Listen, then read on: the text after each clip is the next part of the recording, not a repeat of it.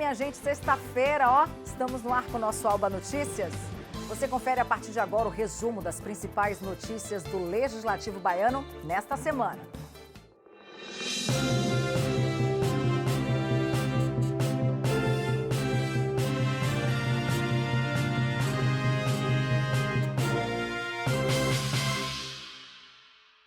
O Dia Internacional da Liberdade de Imprensa foi celebrado esta semana e, para marcar a data, o presidente da Comissão de Direitos Humanos e Segurança Pública da Assembleia Legislativa da Bahia, deputado estadual Jacó Lula da Silva, promoveu por meio virtual um ato que debateu a importância desse instrumento, que é um dos pilares do Estado Democrático de Direito, pois garante que todos tenham acesso à informação. Vamos ver como foi.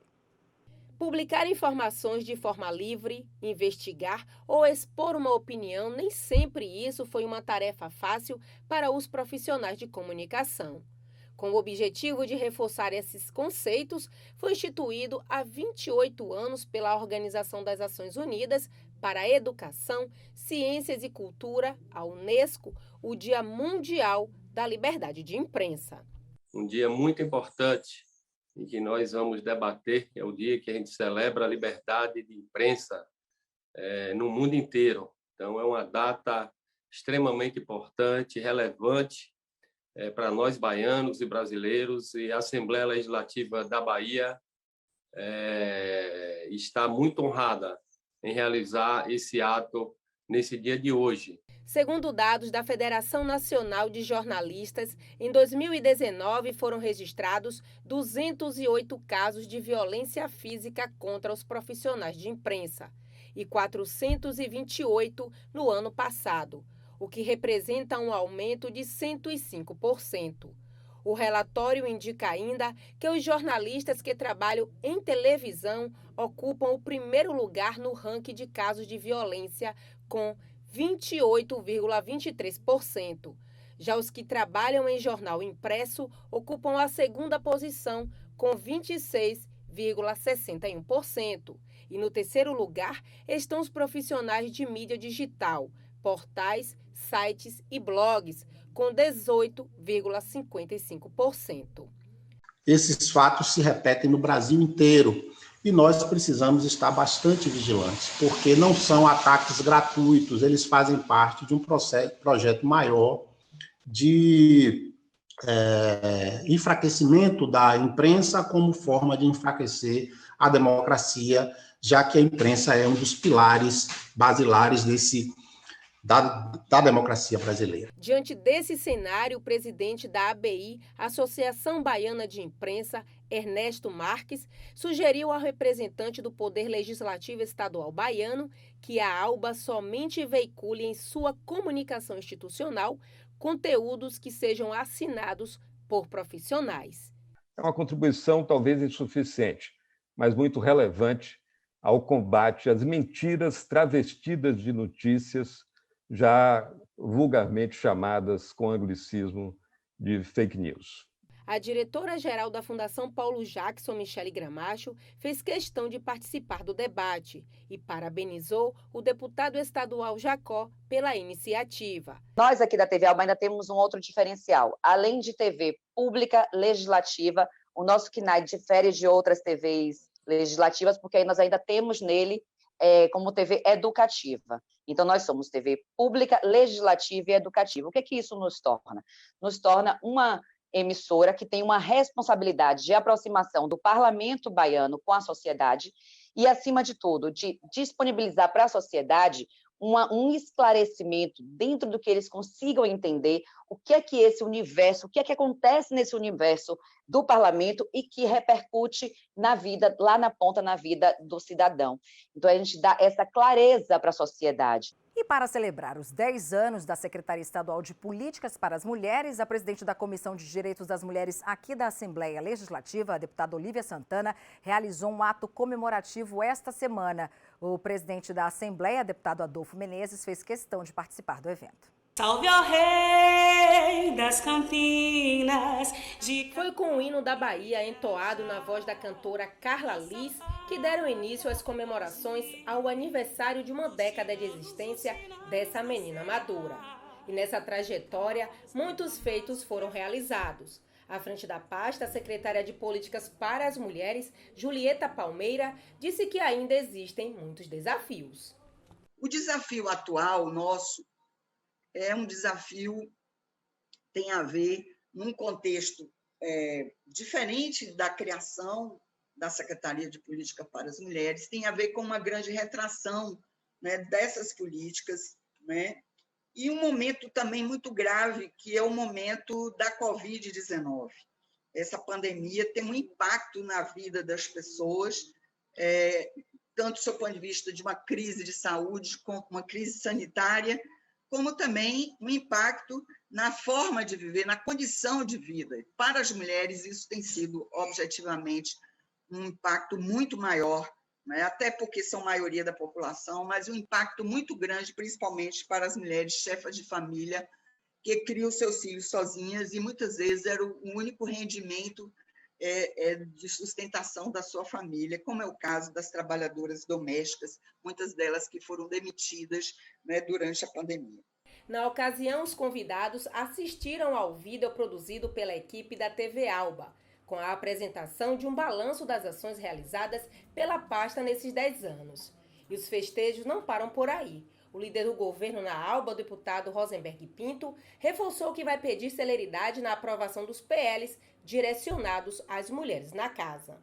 Nós temos ainda um débito com os projetos de iniciativa das mulheres. Acabaram de passar alguns na Comissão de Constituição e Justiça.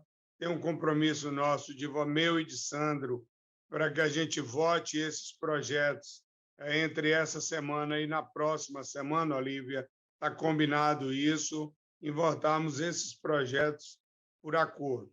A prefeita Moema Gramacho falou sobre o pioneirismo da cidade sob sua gestão. Lauro de Freitas foi o primeiro município do Brasil a instalar uma Secretaria de Políticas para as Mulheres. Eu que fui a primeira a implantar a primeira Secretaria de Política para as Mulheres do país, em 2005, sei o quanto foi difícil, né, quebrar uma cultura machista e conseguir criar uma secretaria em município. Não tinha nenhuma no país e a gente criou. E aí eu tive uma felicidade enorme quando depois a gente consegue, em 2011, ter uma Secretaria de Estado, coisa que a gente, quando era deputada, eu, Alice, Lídice e tantas outras, como Maria del Carmen, Sônia Fontes e tantas outras mulheres, lutamos tanto para conquistar. A presidente da Comissão de Direitos das Mulheres na Alba, ex-secretária da SPM, a deputada Olívia Santana, ressaltou que a conquista das mulheres ao longo desses 10 anos é muito importante. Quero aqui saudar a secretária de Políticas para as Mulheres, Julieta Palmeira, desejar a ela uma boa sorte, que continue à frente dessa secretaria e que consiga efetivamente mais investimentos, mais recursos para a realização das políticas que as mulheres da Bahia tanto precisam.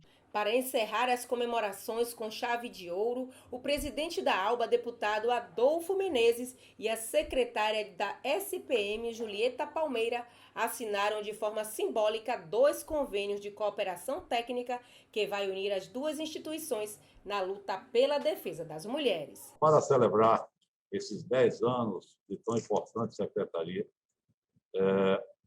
a Assembleia e a Secretaria, nesse momento, faremos uma assinatura simbólica de 2 termos de cooperação. O primeiro cria o selo Respeita as Minas, que prevê a publicação de teses, dissertações, monografias, coletâneas de artigos e outros estudos e documentos com temas relacionados à temática das mulheres. A primeira publicação será o protocolo do feminicídio. Nós também faremos outro termo de cooperação com a Fundação Paulo Jacques, que é a televisão daqui da Assembleia, para a produção de conteúdo através da TV Alba. A seguir, a gente traz outros assuntos que foram destaques esta semana aqui no Alba Notícias.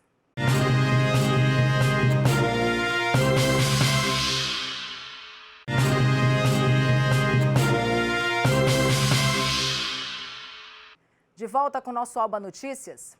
Olha só, o deputado Paulo Câmara reuniu diversas autoridades do meio jurídico e representantes da sociedade civil para debater o funcionamento da justiça baiana neste período de pandemia.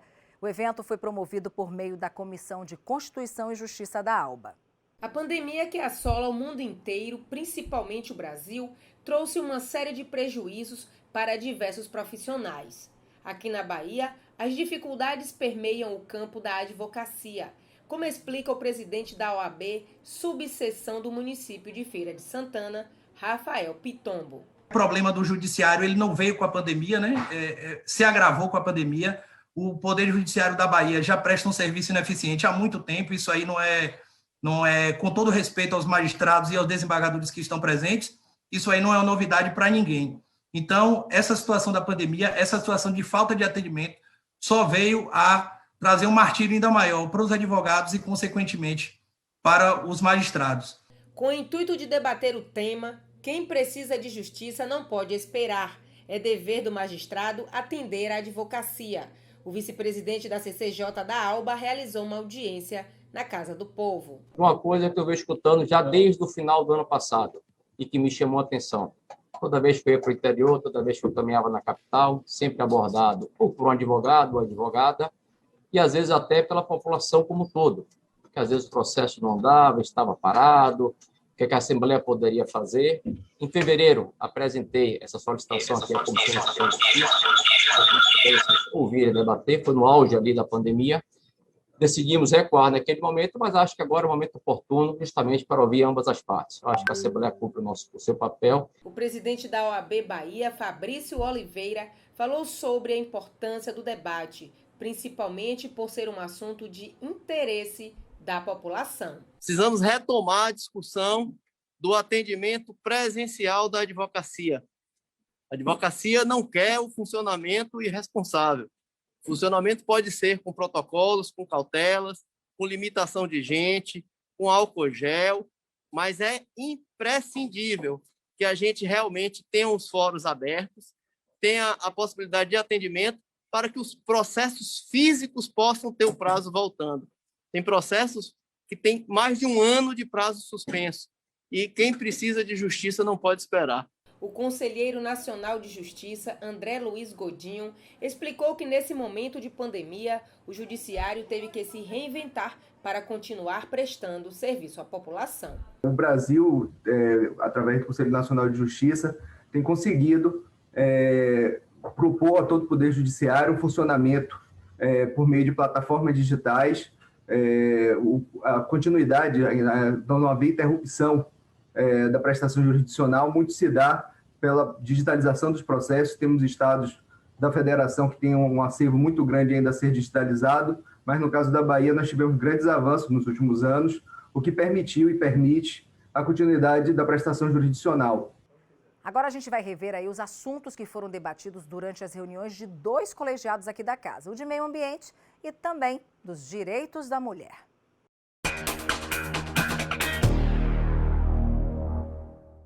A pauta que norteou o debate da Comissão de Meio Ambiente, Seca e Recursos Hídricos da ALBA foi a sugestão do deputado Zó, que, atendendo a um pedido dos servidores da Companhia Hidrelétrica do São Francisco, indicou a realização de uma audiência pública sobre a medida provisória 1031 de 2021, que visa privatizar a Eletrobras Chesf. Quem presidiu o colegiado foi o deputado José de Arimateia. Foi apresentado nesta sessão ordinária de hoje um ofício do deputado Zó, que é membro desta comissão, solicitando uma audiência pública para discutir a medida provisória 1031 de 2021, que trata da privatização do sistema elétrico, da Eletrobras e Chesf, tendo em vista a importância da empresa. Então, nós estaremos, no dia 19, tendo audiência pública, que foi aprovado por unanimidade dos senhores deputados, essa audiência pública no dia 19 de maio, às 10 horas. Outra comissão que se reuniu nesta quarta-feira foi a de Direitos da Mulher. Durante o encontro, as deputadas aprovaram um parecer do projeto de lei 20.376 de 2013, de autoria do deputado Pedro Tavares, que tem como objetivo a divulgação do telefone de atendimento à mulher nas contas de água e luz. As deputadas revisaram o projeto 23.076 de 2019 da deputada Mirela Macedo, sobre ações de proteção à gestante. A deputada Olívia Santana, presidente da comissão, ainda colocou em votação o requerimento de uma audiência pública com o tema Combate à Pobreza Menstrual, que deve ser realizada no dia 19 de junho. É um pedido de um movimento nacional de luta de mulheres contra a pobreza menstrual. As mulheres que estão em vulnerabilidade social estão sofrendo ainda mais com essa pandemia. Tem que escolher entre a carne e o absorvente higiênico, e nós precisamos, portanto, trazer luzes a esse assunto, fazer esse debate. A seguir, vamos continuar revendo os assuntos que foram destaques no Jornal do Legislativo Baiano. Não saia daí.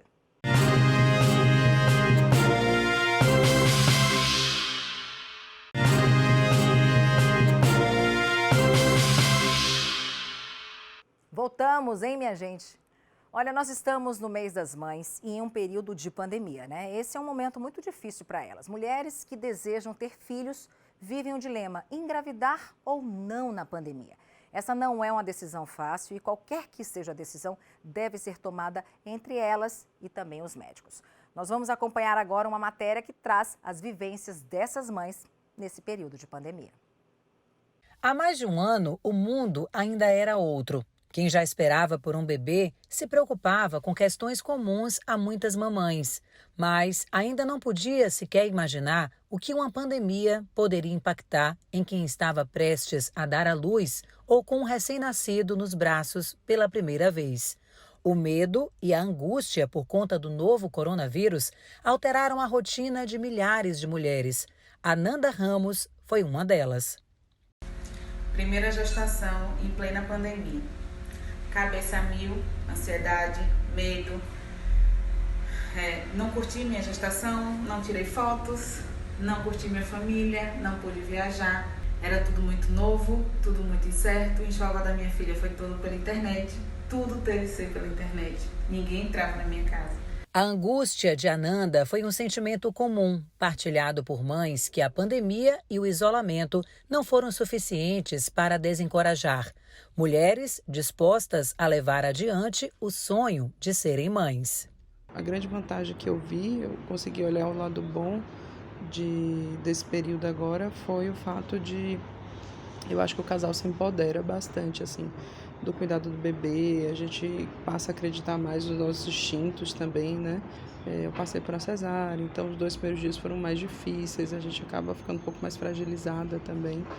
E eu acho que esse foi o momento que eu senti mais falta de ter um pouco mais de suporte. Eu acho que a gente olha para esse momento e pensa que a gente sai mais fortalecido também, né?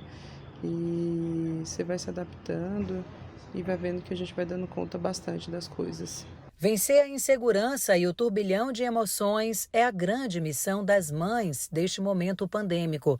A psicóloga Catiele Reis fez algumas recomendações. Um dos cuidados que a gente pede é que elas sigam todas as recomendações das equipes de saúde, tomem a vacina e façam uso da assertividade nesse momento. Ou seja, sempre digam aos familiares e amigos aquilo que elas realmente querem. Se preferem deixar as visitas para depois, se elas preferem estar junto de pessoas sempre tomando cuidado.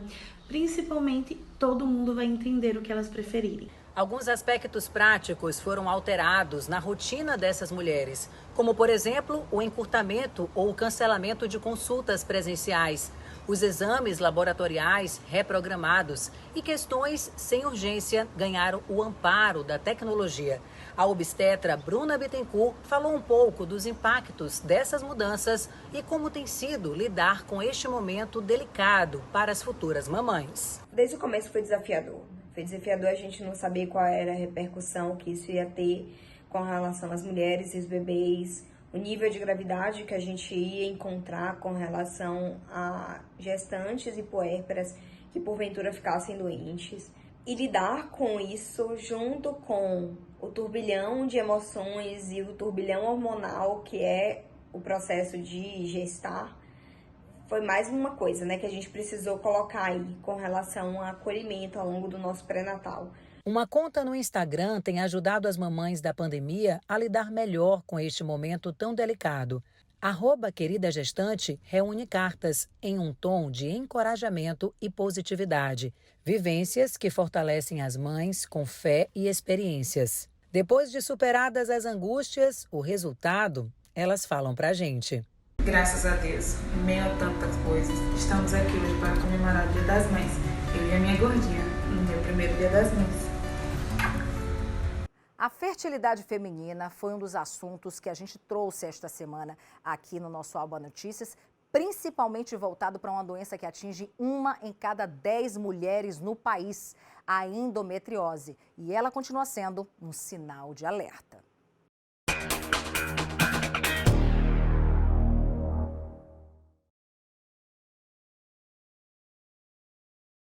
A endometriose é uma doença inflamatória, hormônio dependente, na qual o endométrio, que é a camada interna do útero, ele, por algum motivo, ainda não se sabe qual, existem diversas hipóteses, esse endométrio, ao invés de ser expelido durante o fluxo menstrual que a mulher tem mensalmente, esse endométrio ele vai para outras estruturas abdominais, ou seja, ele caminha no sentido inverso. E dali ele se implanta em órgãos como ovários, trompas, intestino, bexiga, às vezes órgãos à distância como diafragma e algumas vezes pulmão. Tá?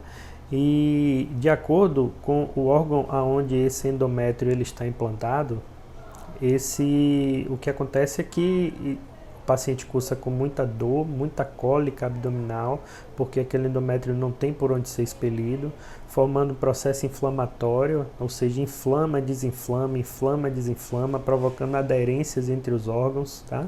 E daí vem toda a sintomatologia da doença. E qual seria essa sintomatologia da doença? A gente pensa na endometriose, precisamos pensar logo de início na cólica menstrual de forte intensidade, que é a dismenorreia, aquela cólica que incapacita a mulher de exercer suas atividades no dia a dia, aquela cólica que precisa a mulher procurar serviço de emergência, o analgésico comum já não está dando conta, e incapacita ela de realizar o exercício profissional, por exemplo. Existe outro sintoma muito comum nas portadoras de endometriose, que é a dispareunia. Uma outra manifestação da endometriose muito comum é a infertilidade.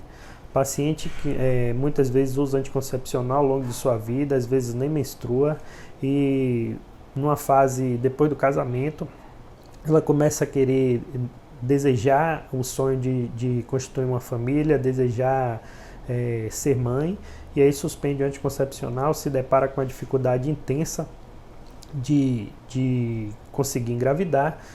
Quando vai se realizar a investigação, observa-se que existe uma causa subjacente àquela infertilidade, que é a endometriose. É importante lembrar que a endometriose ela não é uma doença cirúrgica, ou seja, todas as mulheres que têm endometriose irão precisar de cirurgia, porém a mulher que tem endometriose ela precisa fazer algumas readequações a seu estilo de vida. Exemplo, ela precisa de um acompanhamento nutricional, onde ela vai retirar alimentos inflamatórios da sua dieta, e isso vai melhorar a qualidade de vida, diminuindo o quadro de dor.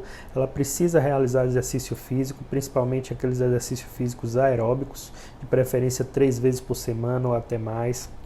Fisioterapia pélvica ajuda bastante naquelas pacientes que são portadoras de dispareunia, que é a dor durante a relação sexual, e acupuntura, dentre outras formas de mudança de hábitos de vida, que isso vai reduzir bastante, principalmente os sintomas inflamatórios da doença. E a gente fica por aqui. Esse foi o nosso resumo dos principais acontecimentos da semana aqui no Legislativo Baiano. Você pode rever as matérias e também acompanhar nossa programação nas redes sociais, viu? A gente tem YouTube, Instagram, Facebook e o site al.ba.gov.br. Você já sabe, né? Para rever o nosso jornal, fique sempre ligado nas nossas reprises às 7 horas de todas as manhãs. Obrigada, minha gente, pela sua companhia. A gente volta a se ver segunda. Bom feriado. Feliz Dia das Mães para todas nós. Tchau.